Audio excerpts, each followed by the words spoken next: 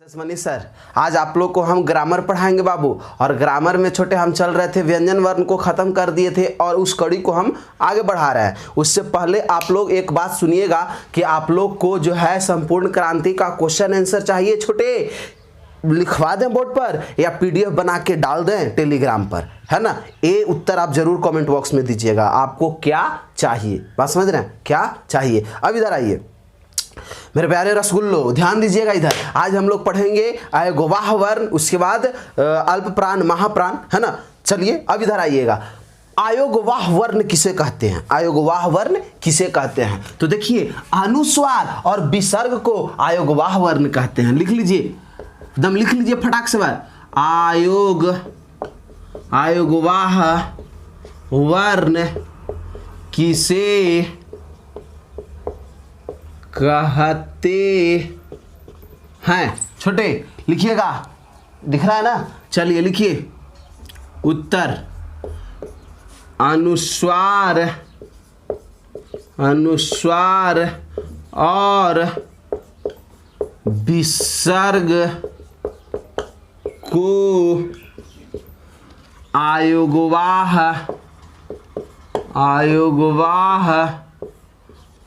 वर्ण कहते हैं। अनुस्वार और विसर्ग को आयोगवाह वर्ण कहते हैं। याद हुआ, अनुस्वार और विसर्ग को आयोगवाह वर्ण कहते हैं। अब पूछूं कि सर आयोगवाह किसको कहते हैं, हमको एग्जाम्पल बताइएगा ना, संकेत। तो आई बुआ तो नहीं बताओ तो एकरा कहल जा है कि एकरा कहल जा है कि एकरा कहल जा है। Option number A B C कि कोई के ना कहल जा है ना। तो ढेर विद्यार्थी सोच रहा होगा ना कि ए होगा, अरे छुछुंदर।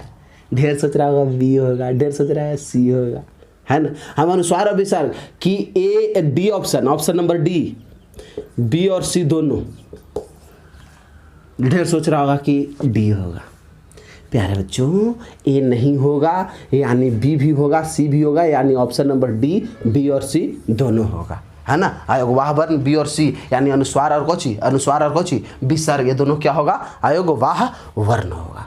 अब सुनो संकेत, इसको देखो, चला बात समझना रे। देखो इधर बाबू हमर, देखिएगा एग्जाम्पल, जैसे कन, कह, अन, आह, देख रहा है, बुझ रहा है ना।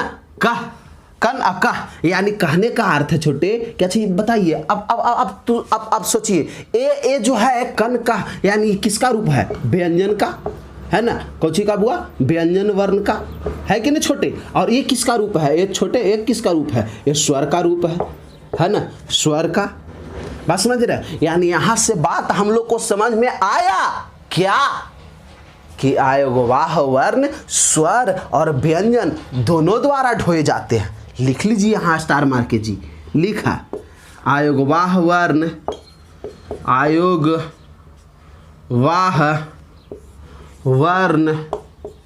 स्वर तथा व्यंजन द्वारा ढोए जाते हैं। आपको हम देंगे ऑब्जेक्टिव कि बताइए जो है आयोगवाह वर्ण किसके द्वारा ढोए जाते हैं। तो आप कहिए खाली व्यंजन, तो गलती हो जाएगा चेला, स्वर और व्यंजन दोनों द्वारा ढोए जाते हैं। बात समझ में आया। अब इधर आइए, हम लोग अब इसको आप स्क्रीनशॉट जल्दी मारिए तो एकदम कड़ाक से मारला।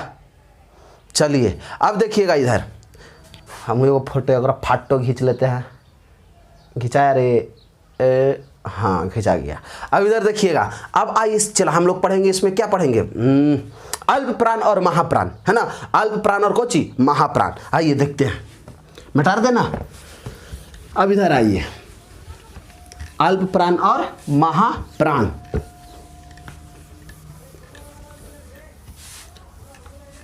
अल्प प्राण और कोची चला महाप्राण। तो सबसे पहले अल्प मीन्स होता है थोड़ा, और महा माने ज्यादा, है ना। लेकिन ये प्राण क्या होता है सर, ये प्राण नहीं समझ में आता।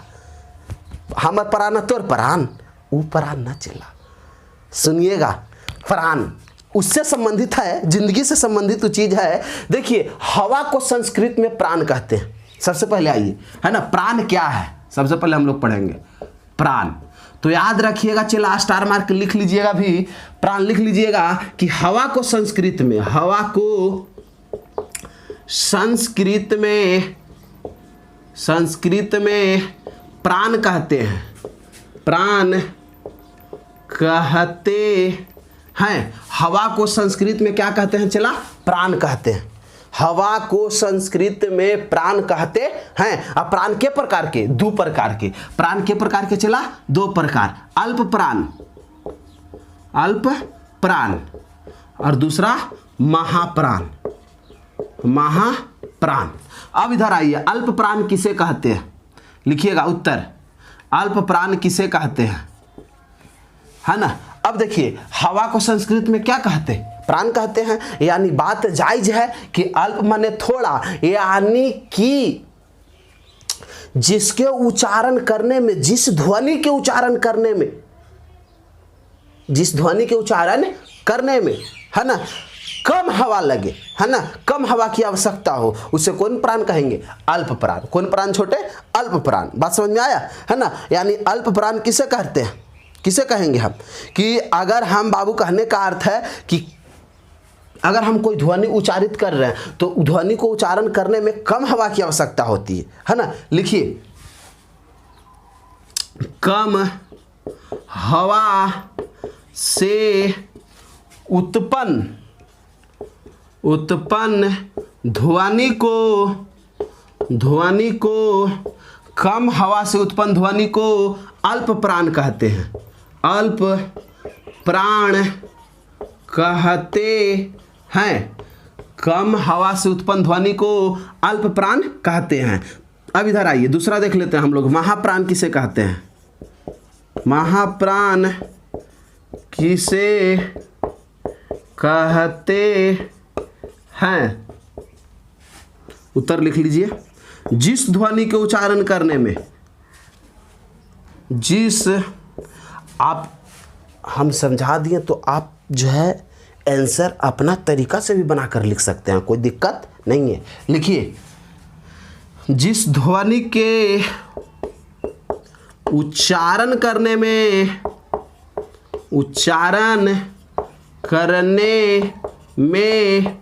अधिक हवा की आवश्यकता होती है, उसे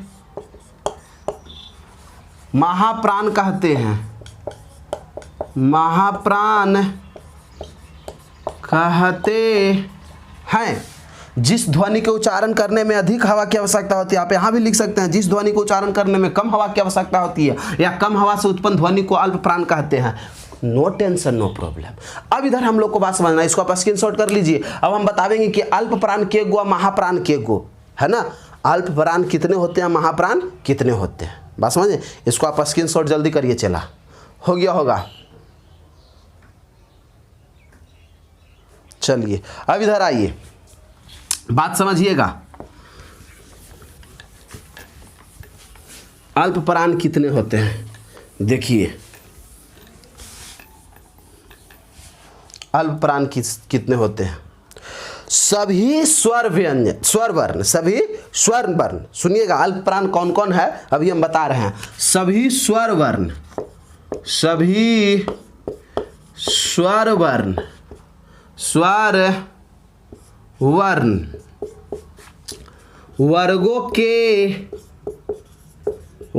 के प्रथम, तृतीय, पंचम वर्गों के, हम क्या बता रहे हैं, अल्प प्राण कितने होते हैं। तो सभी स्वर वर्ण वर्गों के प्रथम, तृतीय, पंचम अनुस्वार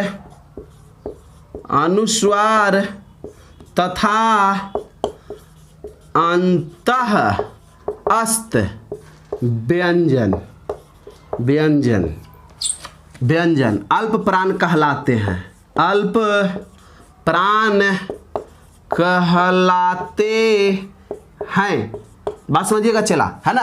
अल्प प्राण कितने होते हैं? तो सभी स्वर वर्ण वर्गों के प्रथम तृतीय पंचम अनुस्वार तथा अंतस्थ व्यंजन अल्प प्राण कहलाते हैं। अब बात को समझिएगा। तो आई बुआ सभी स्वर वर्ण, तो हम तोरा केगो बतैली है स्वर वर्ण? 11 गो। केगो छोटे?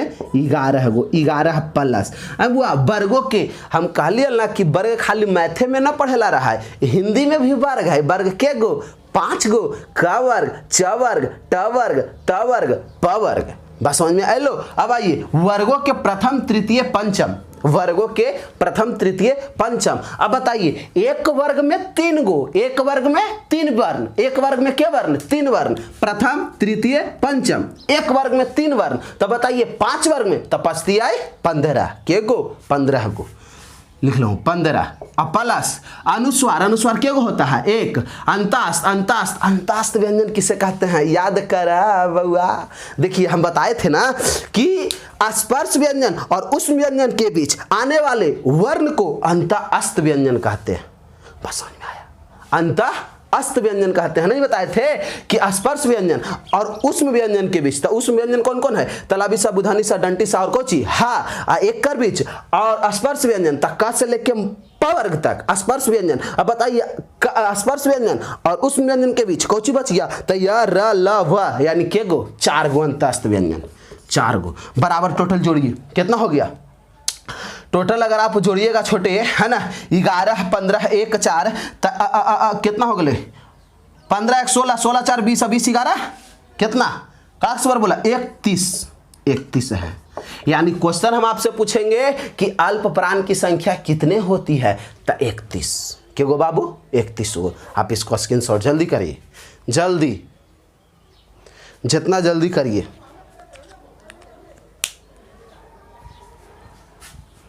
चलिए हो गया। अब आइए महाप्राण, महाप्राण, महाप्राण। एंड छोटे अब देखो इसके अंतर्गत तो बाबू स्वर नहीं आएगा, है ना। महाप्राण इसके अंतर्गत, इसके अंतर्गत, अंतर्गत वर्गों के अब बताऊं विषम संख्या हमने ले ली ना, 1 3 5 ले ली, तो बचले कौन? 2 4। तो लिखिए इसके अंतर्गत वर्गों के दूसरा तथा यानी द्वितीय तथा चतुर्थ वर्ण आते हैं, या दूसरा चौथा भी लिख दीजिए, दूसरा या चौथा लिख देते हैं बढ़िया से। द्वितीय तथा चतुर्थ वर्ण आते हैं। वहां हो गया था अनुस्वार, तो यहाँ कुछ हो जाएगा विसर्ग, विसर्ग। और कुछ वहां अंतस्थ हो गया था, यहाँ कुछ हो जाएगा उष्म व्यंजन, उष्म व्यंजन आते हैं, व्यंजन आते हैं, आते हैं। बात समझिएगा। इसके अंतर्गत, है ना, यानी कि महाप्राण के अंतर्गत, है ना, कौन प्राण हम लोग पढ़ रहे हैं? महाप्राण। तो इसके अंतर्गत कौन कौन आएगा बुआ? अंतर्गत वर्गों के द्वितीय तथा चतुर्थ वर्ण आते हैं, विसर्ग उष्म व्यंजन आते हैं। तो बताइए द्वितीय तथा चतुर्थ। अब बताऊं एक वर्ग में 2 वर्ण, एक वर्ग में 2 वर्ण, तो 5 वर्ग में, तो 5 दूनी 10, 5 दूनी कितना बाबू? 10। अब प्लस अनुस्वार है, तब विसर्ग अवरी 1, फिर प्लस उष्म व्यंजन। तब बताइए, अभी ना बताएं उष्म व्यंजन किसे कहते हैं? तो जिसको उच्चारण करने में मुख से गर्म हवा निकलती है उसे उष्म व्यंजन कहते हैं। तो उष्म व्यंजन की संख्या क्या गो? 4 गो। तलाबी सा, बुधानी सा, डंटी सा, कोची हा। अब बताइए 10 1 11, 11 4, 4 1 5, 15 हो गया। कितना बाबू? 15। यानी याद रखना है अल्प प्राण बुआ 31 और महाप्राण कितना बुआ? 15 होते हैं। चलिए इसको भी आप स्क्रीनशॉट जल्द लीजिए।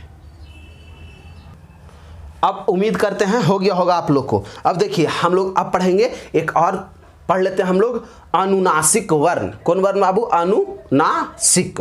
अब आइए देख लेते हैं हम लोग, मिटा देना बाबू। अनुनासिक वर्ण किसे कहते हैं?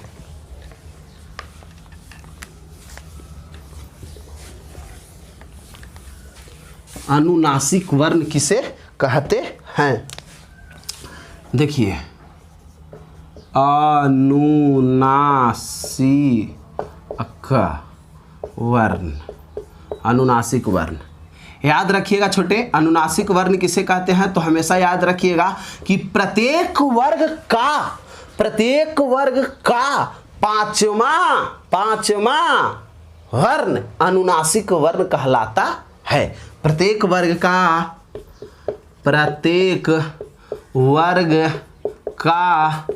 पांचवा वर्ण अनुनासिक वर्ण